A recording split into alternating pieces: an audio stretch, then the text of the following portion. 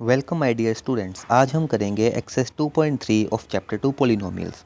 अगर आप मेरे चैनल पे पहली बार आए हैं तो मेरे चैनल को सब्सक्राइब कीजिए, क्योंकि आपके लिए मैं इस तरह की वीडियोस बनाता ही रहता हूँ।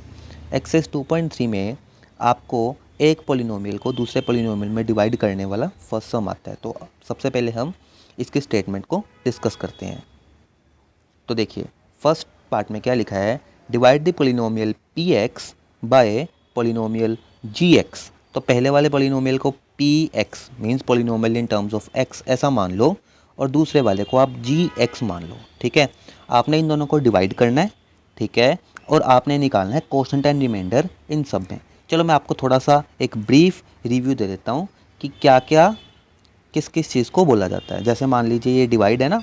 ठीक है, जैसे मान लीजिए मैं डिवाइड करता हूँ 8 को 3 के साथ।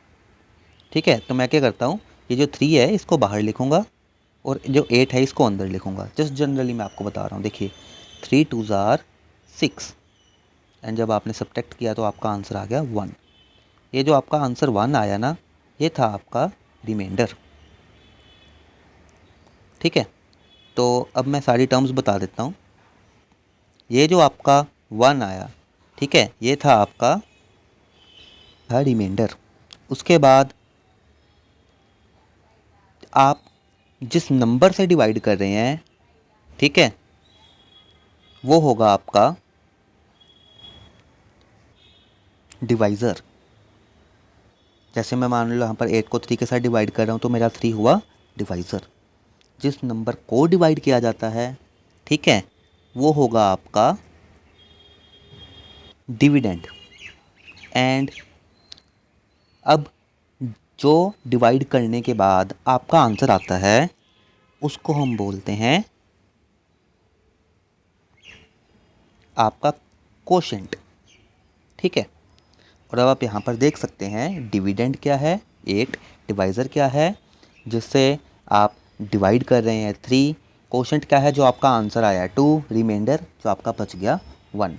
और यहाँ पर ये सारे के सारे एक रूल को फॉलो करते हैं। वो क्या है,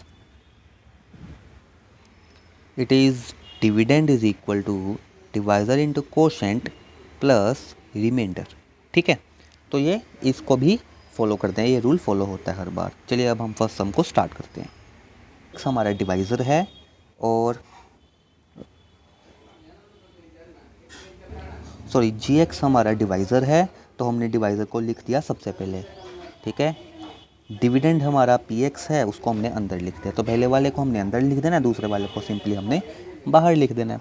अब हम डिवीजन के स्टेप्स को स्टार्ट करते हैं। तो डिवीजन के स्टेप्स को स्टार्ट करने के लिए आपको उनको 3 स्टेप्स में समझना पड़ेगा। तो सबसे पहले स्टेप क्या होता है, यहाँ पर इसकी फर्स्ट टर्म और इसकी फर्स्ट टर्म आपने क्या करना है, सबसे पहले इन दोनों को डिवाइड करना है। ठीक है, तो चलिए डिवाइड करते हैं। आप एक्स क्यूब को डिवाइड कीजिए एक्स स्क्वेयर से। ठीक है, तो आपका क्या बच रहा है बताइए। यस, आपका बचा एक्स। ठीक है, और जो आपका x बच गया, फिर आपने उस x को मल्टीप्लाई करना है इस पूरी टर्म्स के साथ, एक्स स्क्वेयर माइनस 2 के साथ। तो चलिए अगर आप इसको मल्टीप्लाई कर देंगे ना, x को मल्टीप्लाई कर देंगे एक्स स्क्वेयर माइनस 2 के साथ, जो आपका आंसर आएगा वो आपका फर्स्ट स्टेप का आंसर होगा। तो आपका आंसर रहेगा x into x square it is x cube negative 2 into x it is 2x। तो एक्स क्यूब नेगेटिव 2x जो आपका आंसर रहेगा। ठीक है, उसको हम यहाँ पर अब एडजस्ट करते हैं। ठीक है, तो चलिए एडजस्ट कर लेते हैं। सबसे पहले हमारा आया एक्स क्यूब, तो एक्स क्यूब के नीचे हम लिखेंगे यहाँ पर एक्स क्यूब। ठीक है, और उसके बाद आया था हमारा नेगेटिव 2x, है ना। ये आप तो नेगेटिव 2x हम किसके नीचे लिखेंगे, एक्स वाली टर्म के नीचे ही लिखेंगे। तो हम इसको लिख देंगे नेगेटिव 2x। ठीक है, होप आपको स्टेप समझ लग गए होंगे। बाकी स्टेप्स को मैं इरेज कर देता हूँ और अगला स्टेप सोल्व करते हैं। अब जिस नंबर से हमने मल्टीप्लाई किया था ना सबसे पहले, जो हमारा x आया था, उसको हमने यहाँ पर लिख देना है एज ए कोशेंट। ठीक है, तो चलिए अब इसके बाद क्या करते हैं, हम अगले स्टेप्स में क्या करते हैं, हम साइन को चेंज करते हैं।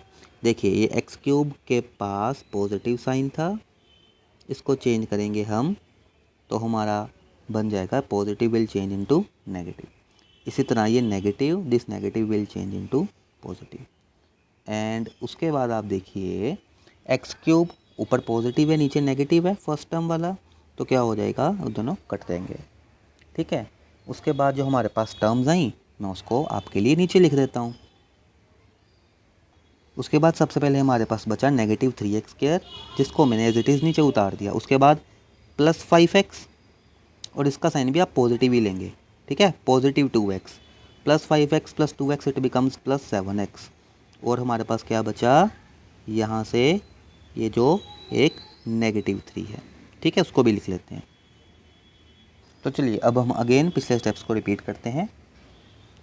तो हमने क्या किया था लास्ट स्टेप्स में, आप सबको याद होगा कि हमने जो इसकी फ़र्स्ट टर्म है नेगेटिव 3x² और इसकी फ़र्स्ट टर्म है x², सबसे पहले दोनों को डिवाइड किया था। तो अब आप देखिए, जब हम नेगेटिव 3x² को x² के साथ डिवाइड करेंगे तो हमारा क्या आंसर आएगा, x² से x² कट गया। हमारा जो आंसर है नेगेटिव 3, उसको हम यहाँ पर कोशेंट की टर्म बना देंगे। ठीक है, तो चलिए अब ये जो नेगेटिव 3 आया, अगले स्टेप में हम क्या करते हैं, इस नेगेटिव 3 को डिवाइज़र की पूरी टर्म्स के साथ मल्टीप्लाई कर देते हैं। तो चलिए वो भी कर देते हैं कि हम क्या करेंगे, इस नेगेटिव 3 को डिवाइज़र की पूरी terms, it is x² minus 2। ठीक है, ये देखिए यहाँ पर यही लिखा है x² माइनस 2। तो चलिए मल्टीप्लाई करके देखते हैं। Negative it become 3x² and negative 3 into negative 2 it becomes positive 6। जो हमारा नेगेटिव 3x² प्लस 6 आया, ये रफ वर्क का स्टेप है, इसको मैं आपके लिए इरेज कर देता हूँ। एंड इसी स्टेप को हम दोबारा से लिख लेते हैं। It was negative 3x² plus या पॉजिटिव 6। चलिए अब हम साइन चेंज कर लेते हैं। ठीक है, तो नेगेटिव साइन को यहाँ पर हटा के हम लिखेंगे सबसे पहले पॉजिटिव, और इस पॉजिटिव को लिखेंगे यहाँ पर नेगेटिव। ये दोनों कट गए। ठीक है, 7x का 7x आया, नेगेटिव 3 नेगेटिव 6 नेगेटिव 9। अब आप देखिए, इसके बाद आप कोई भी और डिवीजन परफॉर्म नहीं कर सकते, बिकॉज आपका यहाँ पर x² है और यहाँ पर आपका x² से भी कम वाली टर्म आ गई, तो इसका मतलब ये आपका रिमाइंडर बन गया। ठीक है, तो उन्होंने क्या कहा था, आपने कोशेंट एंड रिमाइंडर निकालने हैं, तो आपने लिखना है कोशेंट हमारा आया x माइनस 3 और रिमाइंडर हमारा आ गया 7x माइनस 9। ठीक है, तो यही आपका क्वेश्चन था।